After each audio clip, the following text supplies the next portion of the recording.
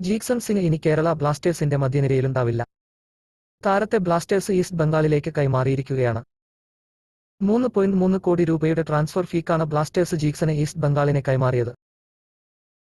Jeakson Blasters വിടുമ്പോൾ ആരാധകരിൽ സ്വാഭാവികമായും ഉയരുന്ന ചോദ്യമാണ് ജീക്സന്റെ പകരക്കാരൻ ആരാവുമെന്നുള്ളത്.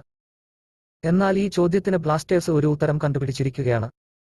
ജീക്സന് പകരം ബ്ലാസ്റ്റേഴ്സ് പുതിയ താരത്തെ സ്വന്തമാക്കാൻ സാധ്യതയില്ല.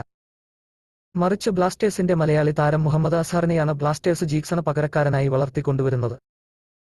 പ്രമുഖ കായിക മാധ്യമ പ്രവർത്തകൻ ആശിഷ് നെഗിയാണ് ജീക്സൺ പകരം ബ്ലാസ്റ്റേഴ്സ് അസ്ഹറിനെ വളർത്തിക്കൊണ്ടുവരാൻ ശ്രമിക്കുന്നതെന്ന അപ്ഡേറ്റ് പുറത്തുവിട്ടത്. പുതിയ താരത്തെ കൊണ്ടുവരുന്നതിനേക്കാൾ നിലവിൽ ടീമിൽ മികച്ച പ്രകടനം നടത്തുന്ന അസ്ഹറിന് കൂടുതൽ അവസരം നൽകി ഈ പൊസിഷനിൽ വളർത്തിയെടുക്കുക എന്നത് എന്തുകൊണ്ടും ഗുണകരമായ കാര്യമാണ്. എന്നാൽ ഭാവിയിൽ ഈ താരത്തെയും ബ്ലാസ്റ്റേഴ്സ് വിൽക്കുമോ എന്നുള്ളതും കണ്ടറിയേണ്ടതുണ്ട്. 21-കാരനായ അസ്ഹർ ലക്ഷദ്വീപിൽ നിന്നുള്ള മലയാളി താരമാണ്.